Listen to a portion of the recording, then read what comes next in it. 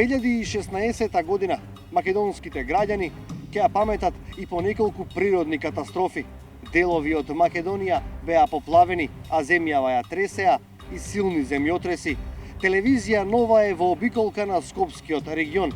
Ова позади мене е селото Стајковци, кое што беше прво на удар од поплавата во август 2016 година. 6 месеци подоцна да видиме дали животот на овие луѓе се враќа во нормала.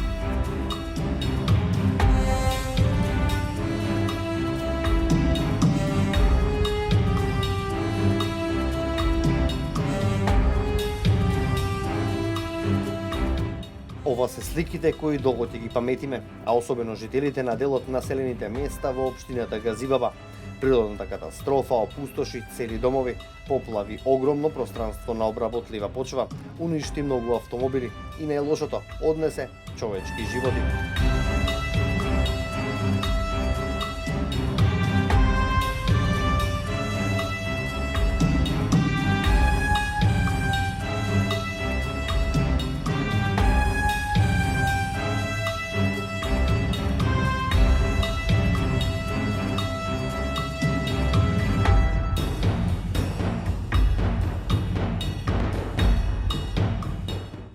Шест месеци подоцна, телевизија Нова е во обиколка на најпогодените места од Скопскиот регион. Мештаните се уште се во неверување дека за неколку часа природната катастрофа им однела се што создавале во текот на целиот живот. Сакавме да поразговараме со дел од жителите на Стајковци, да ни кажат како се сега, колку време им било потребно за санација на штетите, кој им излегол во пресет, од кого добиле подршка, кога им било најпотребно. Тропнавме на вратата на семејството Петрински. Нивното сведоштво вели дека случката била страотна. Водата доаѓала од две страни. Откако целосно им бил попловен подрумот, од црната страна на куќата водата за многу малку не им навлегла и во домот, вели Бранкица Петранска. Прилично се нормализира, сега има уште нешто да се достреди, али тоа и времето не дозволува, кога на пролет здравје, ќе се среди и тоа, али доста се среди, значи беше голема катастрофа. Кажете ни вашата приказна. Мојата приказна ја моментално бев тога сама, дома, и тоа беше страшно, значи никогаш во животот немало такво нешто. Значи, вода во куќата ви влезе во подрумите, во павчи, така? Подрумот беше вака до горе и овдека исто пуно со кал, со вода, внатре исто, низ прозорите почна, значи страшно беше. Бавчата исто нема ништо и тоа се однесе. И така, и со бајлето... Колку време ви требаше, барем за нормални услови да се исчисти? За да може да се спие, да се живее? Како што се работеше турбо, значи со војска, со работници, доброволци, значи не знам од кај не дојдоа, од секаде. Дури од Битола дојдоа со трактори и мислам многу имаше помош. Па 2 месеци така за да дојде малку нормала, да нема кал, да може да се движиме надвор. Инаку 2 месеци бевме турбо и ноќи и дење. Значи тоа се работеше. Колку се на семејството? Имате мали дечиња, Па постари луѓе живеат? нас конкретно, ние бевме 6 члено семејство, значи свекор, свекрва, јас, сопругот и 2 дечиња. Исплаше дечињата? Они не видоа, што е добро, не видоа, беа кај ја трва ми доле, пошто свекор ми во април почина. Девер ми за 3 месеци и он почина. И они беа таму. И ова поплавата уште повеќе не утепа. И они не беа, сама бев. Мажот ми беше моментално тука во село на улица, него ќе го поплавило. Поплавата, значи, го спасиле. И така тоа, мислам, многу страшна оваа година, посебно за нас не беше катастрофа. Материјална штета, можете да процените колку изгубивте од поплавата? Па штетата е голема, значи што не може да се надокнади. Значи цел живот си печелел, али има штета. Сега Првичните што ги најавуваа од владата добивте обештетување? Да, одма добивме тоа. Улиците, целото место, како е инфраструктура? И улиците ги средија сега ги асфалтира, сите и тие споредните се асфалтирани, главните еве, значи нема нешто што не е асфалтирано. Цело Стајковци е асфалтирано. Веднаш до нив или први соседи се семејството Стојановски, пензионери, но се занимаваат и со земјоделство, одгледуваат градинарски култури, како што велат за себе, не за продавање, туку за своја душа. Од каде дојде водата, ме интересира? Водата дојде од оваде и од оваа нивата. И носеше и коли, луѓа, дрва, камења, слама. Нема што не донесе више. И кога излеговме, бргу се спасивме, некако ни се почна куќата да ни се полни со вода и видоме нема спас, не се затвара водава, голема многу. И се качевме горе, среќа имаме спрат и доле дојде огромна вода, 2 метра висока. Се зачудевме што ни се случува сега. Ти сплашивте? Превише стрес добивме, превише имав колку 40 тука. Сите ги однесе, дрва, камења донесе, подрумот ни го преполни све, од куќата стварите ни ги откачи, вратите, ова намештај, ништо нема. Све вака, све се расипа. Ништо нема, све фрливме и одново правиме куќа. Мислам дека го извадивме тој кал, све што беше тоа прљаво. Имавме наше ѓубре шумско од планина, донесовме со вреќи и настававме се сега. Што има посадено сега? Па сега ништо нема, дури во пролет да одлега прво, па дури во пролет ќе се обработи 2-3 пати, ќе се изора убаво. Добре. И шумско од планина ѓубре ќе донесеме, имаме едно камионче, маш ми таксиста беше едно време, сега више седи. И ќе наставаме шумско ѓубре, патлиџан пипер, на шумското ѓубре чисто ќе садиме. Оваа година тоа сме одлучиле. Зашто никакво друго ѓубре нема да ставиме, само шумско ѓубре ќе набереме на планина во вреќи и ќе го постелиме целиот плац. Мислам дека ќе биде здрава храната. Мислам дека ќе биде. Сепак ќе биде здрава храната, нема да има бактерии, нема да има, бидејќи очистено е се. Дезинфекција има направено? Има дезинфекција направено, прскано е све тоа. Нема да има, мислам, да биде страшно храната што ќе ја произведеме. Так. Садиме пипер, патлиџан, колку за нас. Так. Тоа цвеќињата таму горе ги садам, благодарна сум. Нашата приказна продолжува со семејството Станишковски. Водата од поплавата била толку студена, што Чичко Стојан ја споредува со острината на жилетите. Кажете ни вашето искуство, од каде дојде водата, како се спасувавте, што колку беше ова туку уништено? Јас не бев дома, бев горе во Стајковци, работам во еден кафич.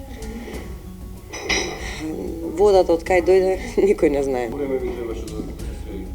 Па ние еве уште не сме како што треба све средени. Значи не сме вратени, децата и јас седиме кај мајка ми.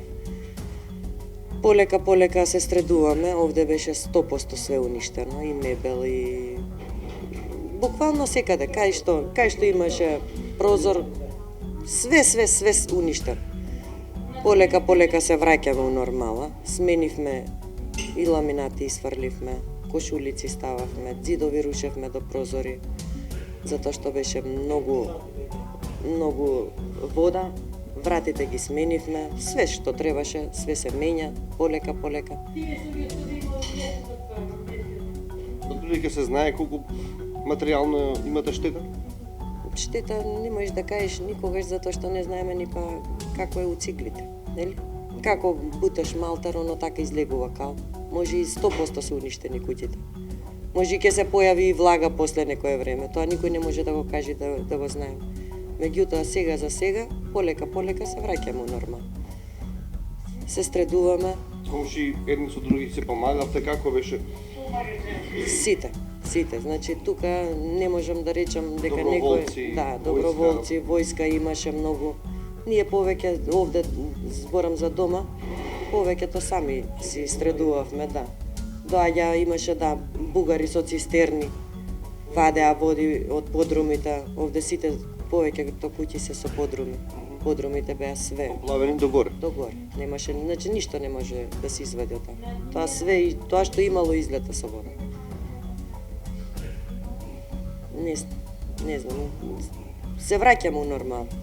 Низ Стајковци се прават и улици, се стредува. Од донациите, од мебел, покупни на апарати добивте нешто? Да бидам искрена, добивме.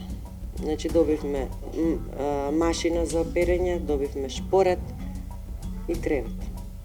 Мебел.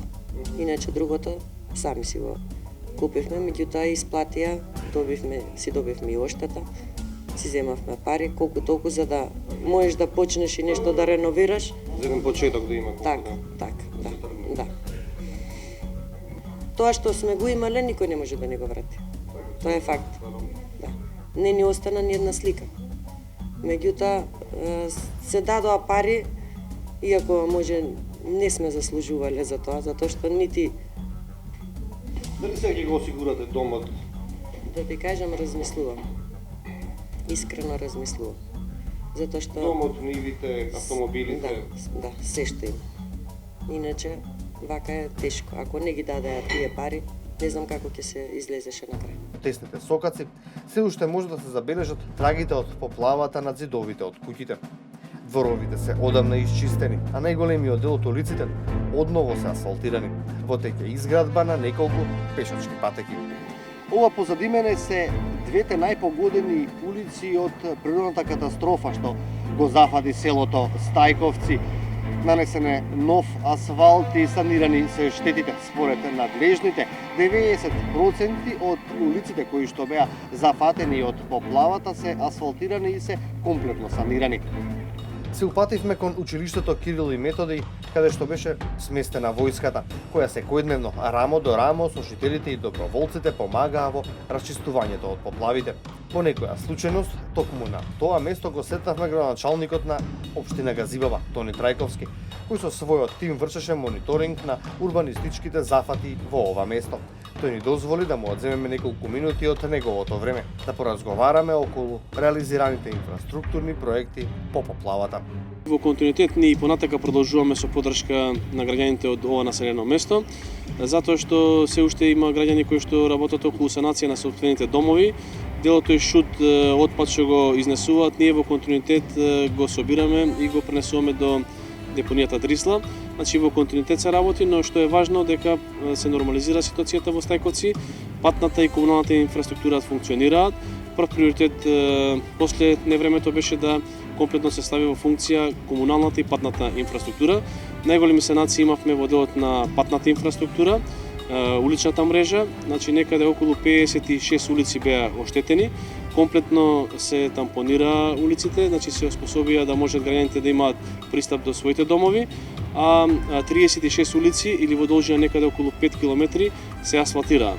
Планот е останатите улици да ги асфалтираме на пролет, затоа што сега временските услови не ни дозволува да продолжуваме, но голем дел од оние улици кои што беа најпогодени, најоштетени се асфалтираа. Во делот на комуналната инфраструктура имавме одредени санации во санација на фекалната канализација. Што направивте превентивно, за да не се повтори ова веќе никогаш? Значи се работеше и на до отварање на каналиве, кои што во меѓувреме, за жал, она што можевме да го констатираме, беа дел затворени со офрлање на разен шут од страна на граѓаните. Имаме неколку каналски мрежи што се многу важни овдека. Едната каналска мрежа е големиот ободен канал кој што доаѓа од Сингрич преку Стајковци, делот на Страчинци, Брњарци кон Нарачиново. Тука се направи комплетно расчистување и претходно имавме годишно неколку пати активности со водостопанското претпријатие, но на некои места беше констатирано дека за поминување преку каналот граѓаните самите го имаат затворено на некои места, а на некои места па имаше и пропусти кои што беа недоволно големи, значи се направи со замена на нови поголеми пропусти. Два канала кои што исто беа многу важни, тоа се каналот што доди од Црешево кон Стајковци и од Смилковци кон Стајковци, кон Стајковското езеро. Направивме исто оној нанос што беше од невремето, доста од каналите беа затворени од тој нанос од самото невреме, значи комплетно се отворија заедно со водостопанското претпријатие. Со Агенцијата за државни патишта побаравме сега во делот на реконструкцијата, доколку од нивна страна се направи точна анализа на одреден дел од обиколницата да се направи дополнителна каналска мрежа. По оваа слика која покажува безгрижна детска игра, никогаш не би помислиле дека пред неколку месеци во овој ист двор бил стациониран кризен штаб. Ја побаравме директорката на училиштето да ни раскаже што се случувало овде во тие денови. За време на елементарната непогода која што го погоди ова населено место, за време на поплавите, кризниот штаб се наоѓаше во нашето основно училиште, каде што на игралиштето беше стационирана војската, а приземните простори се расчистија експресно брзо, бидејќи во нив беа сместени војската, која што преноќуваше за време на целиот престој во училиште дека траеше кризата.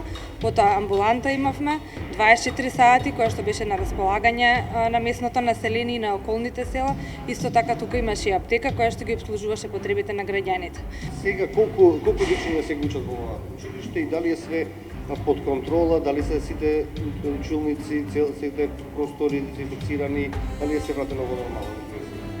Пред самиот старт на учебната година, иако во нашето училиште беше кризниот штаб кој што секојдневно имаше координации за да се обезбеди се она што беше потребно за време на поплавата на граѓаните, училиштето се стави во функција пред самиот старт на учебната година. Значи се направи санација на сите простори кои што беа оштетени од елементарната непогода, се направи молерисување, дезинфекција, дезинсекција, хемиски се исчистија сите оние потребни работи, столици, училишниот инвентар, училишниот мебел, за да биде на располагање на учениците и стартувавме на 1 септември.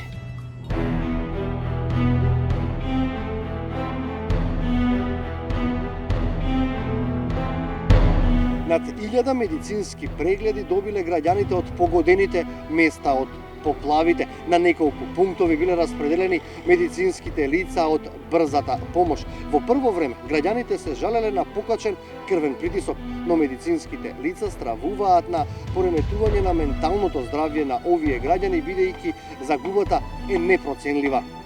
На почетокот на септември на Скопската околина и се закани нова природна катастрофа. Серија земјотреси ги вознемири граѓаните на земјава.